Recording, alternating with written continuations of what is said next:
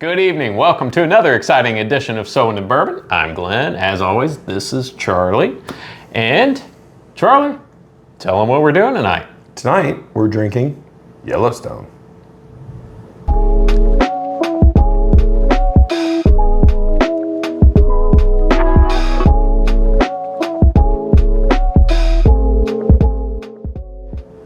Okay, so Yellowstone. I think it's awesome that they have a bourbon about the television show now. I think that's super cool. Yes, except it's not. What?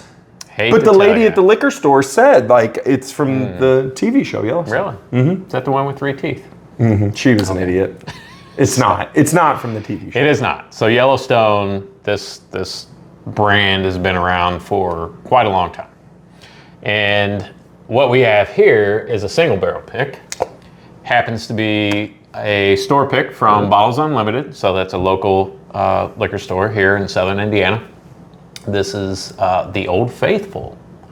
And it was barreled in 2018, bottled in January of 2023. So I don't know if technically that's considered 5 years or if it's a 4-year. Somewhere in that range. Yeah. So mash bill. Do you know the mash bill, Charlie?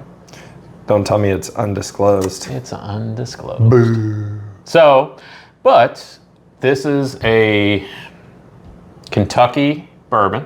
Oh. Limestone distillery.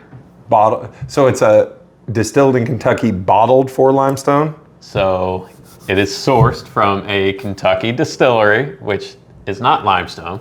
Rumored to be Barton. Okay.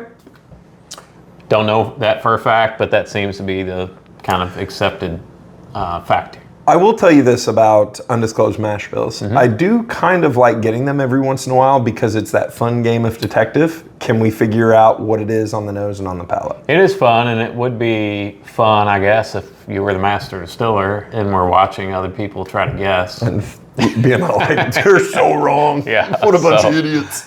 This bottle retails for $54.99. Okay. And so, shall we get into a little bit of history before we sip, or shall we go ahead and... Well, you mentioned that Limestone is, I'm sorry, you mentioned that Yellowstone is a brand that has been around for a long time. It is. So, all right, let's get into this. Okay. So Limestone Branch Distillery. It's located in Lebanon, Kentucky, right in the heart of bourbon country. Started in 2011 by Stephen and Paul Beam. Isn't there another bourbon company with some beans in it? There is another company with the name Beam. And yes, Jim Beam. Jim Beam. That's what it is. So yes, same family. Figures. So Stephen and Paul come from basically bourbon royalty. A little bit. They have on both sides. So on the dad's side, we go all the way back to 1795, where their great uncle, I'm trying to keep this all straight here. I've got my cheat sheet. Jacob Beam, he started distilling, like I said, 1795. 1795. Yeah. That's about as far back as you can go. It's pretty far back.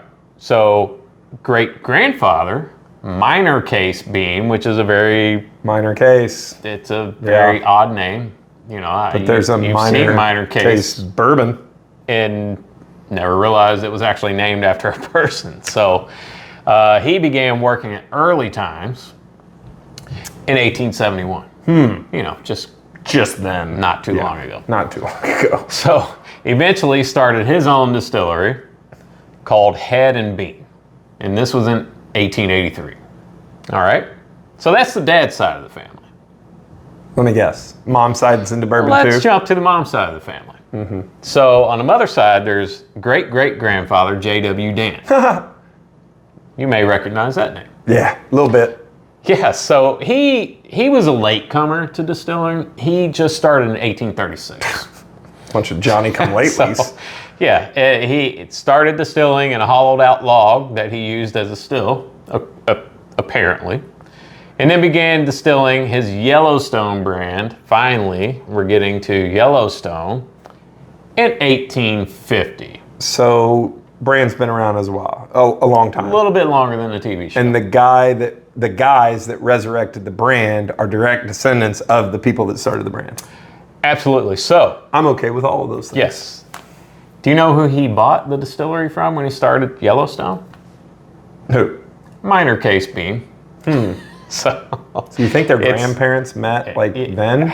You know, it is Kentucky, right? It is Kentucky. And I Who can knows? say that because I'm a Kentucky native. Let's get to nosing now that we know the history. That's crazy. It is crazy. Nice, pretty dark color for Yeah, a 4 or 5 year old. Not super dark, but it's got a nice amber honey color to it. Clings to the glass pretty well. Yeah, it puts a little ring around the top.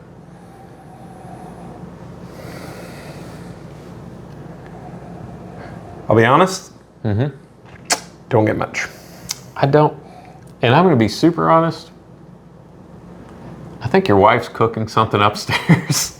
It's wafting down here, so Wafting? it's really messing with my my olfactory system. Well, I'm going to tell you, which isn't great to begin if you with. put your big schnoz in there and you can't get anything, that's not great. Yeah, What a blast my wife's cooking. Jeez. no, it smells delicious. It's just kind of. I'm not getting a lot on the nose of really anything. I'm really not either. All right, let's Let's see what it tastes like.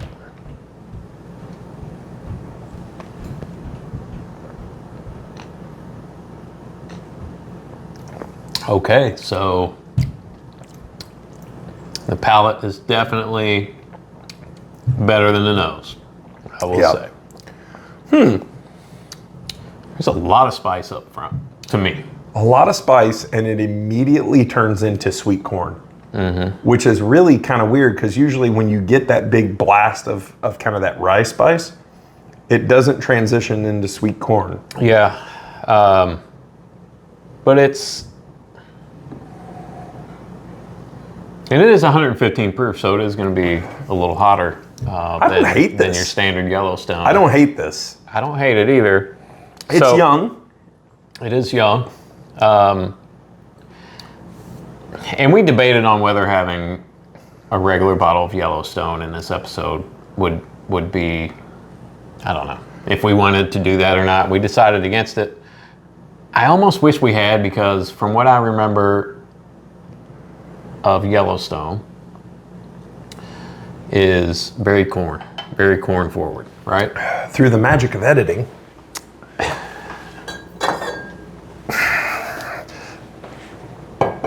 this is one of the benefits of being a light and maneuverable YouTube channel, that we can do things like this and say, we're going to figure out and get to the bottom of this. So this is regular old Yellowstone, small batch, 93 proof.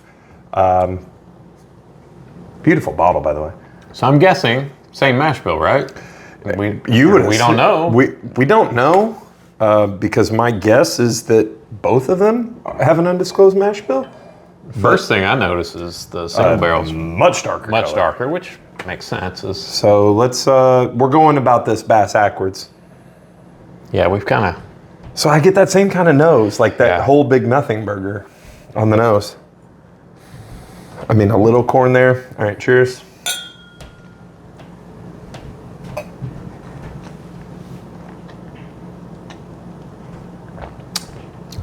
Yeah, I gotta be honest. Compared to the single barrel, this tastes like, Straight corn yeah, and water.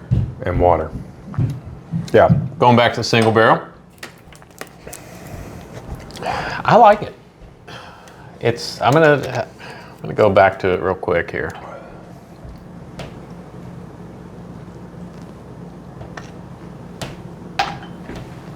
Second taste, really mellowed out. A lot of caramel on the second taste to me. I really want to hate it and be like, you're going to give me a 4-year single barrel undisclosed mash bill for $55. But the only thing that I really hate about it is the price point. Because I kind of like it. It's not really refined. It's not very complex, but it is kind of sweet and spicy. So, all right. At 115 price it. proof. Where should it be priced? At 115 proof single barrel. $30 or below for just the character, just because there's a lot of competition in this market. Now, beautiful bottle, engraved lettering. It's Yellowstone. It's a single barrel. I get it. And I understand the economy and the economics of bourbon and distilled liquid. It's hard to get any single anything. barrel 115 proof under $50 anymore. So I agree. I wish it were more affordable. But it's not, I mean, it's not bad. It is not a bad bottle of bourbon. It has some endearing qualities. There are just not a lot of them. It's kind of sweet and spicy.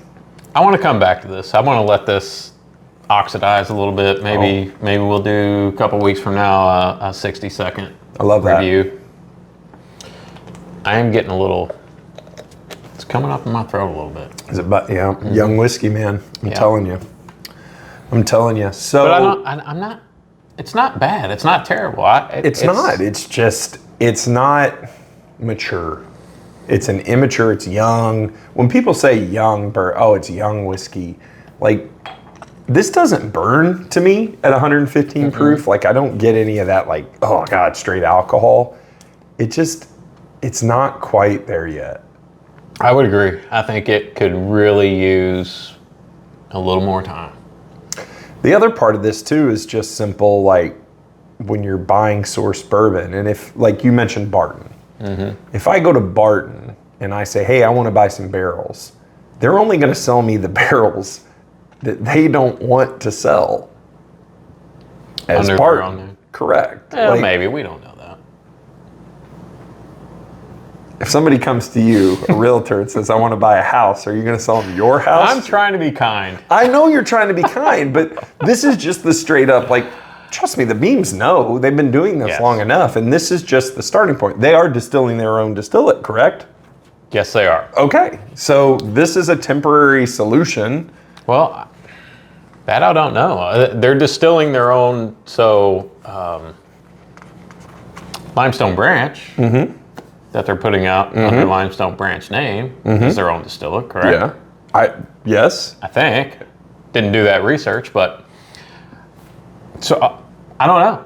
I don't know if they're going to continue to source this, or if they plan to distill their own and call it Yellowstone. I don't know.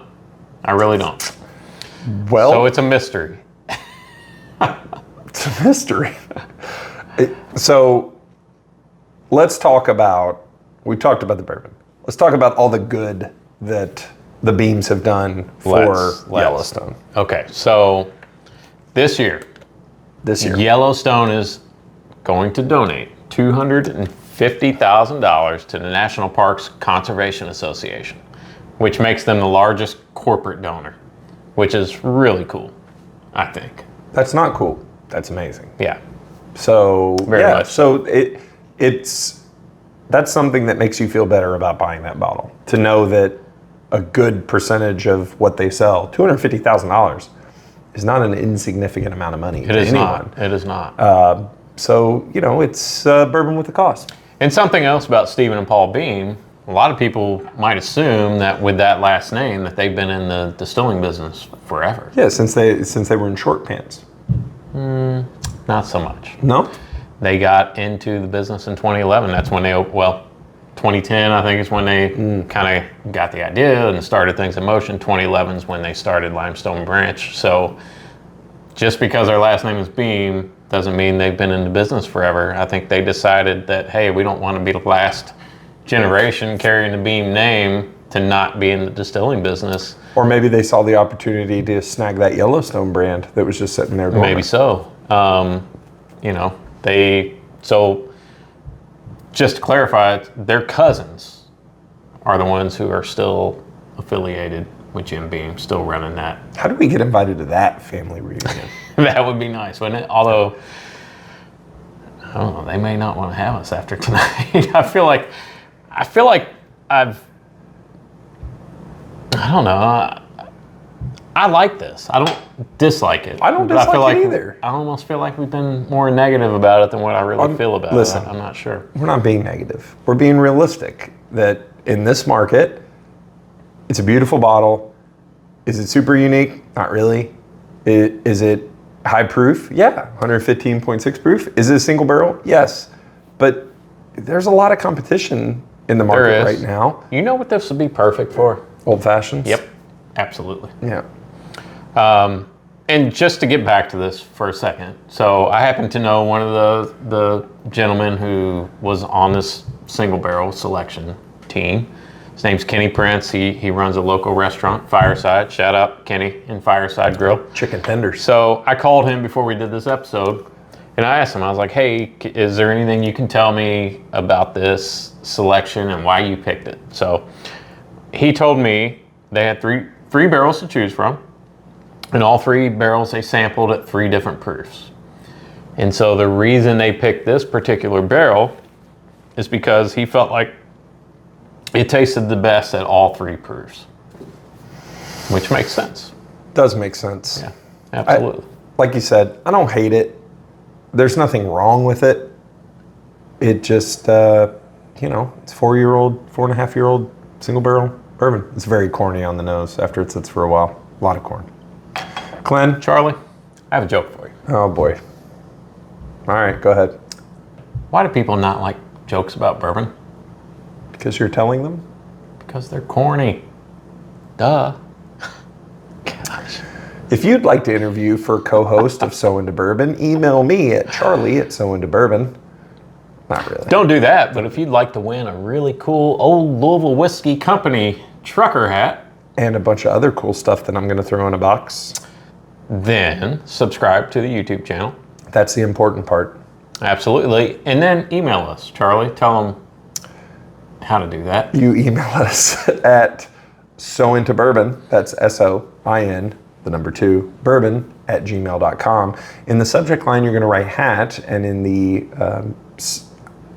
copy, what do we call it? The copy of the email? Send your feet pics. Don't send me feet pics. If you send me feet pics, you will not win. I promise you. And you want to win this box because I'm going to throw a bunch of stuff, cool stuff in this box. Also, I'm going to have a new co-host between Glenn just aggravating me with jokes and feet pics. Also, make sure you like and subscribe on YouTube. Absolutely. We already said that, but Follow us on Instagram. Let's wrap it up, Charlie. And follow Glenn on TikTok. Thank you so much for watching once again. And as always, tell them what to do. Keep your glasses full. And your bum bum holes tight. Good night, everyone. Good evening. Welcome to another exciting addiction. Yep, he's right. It's called alcoholism. This is season 2. Season 3 may come out. I don't know. Cirrhosis comes for all of us. So season 3 may just be recovery. We don't know. 3. I feel like that sucked. It's the Yellowstone. It's not us. I feel uncomfortable because I look uncomfortable. Action! Wait. I have to get my giggles on. Oh boy, that would have been bad. You know, like the news, like it's awesome because they can just change like their attitude by switching to another camera. And the severed head was found in an elevator shaft. In other news. Good news for egg lovers. All right. Yellowstone. Action.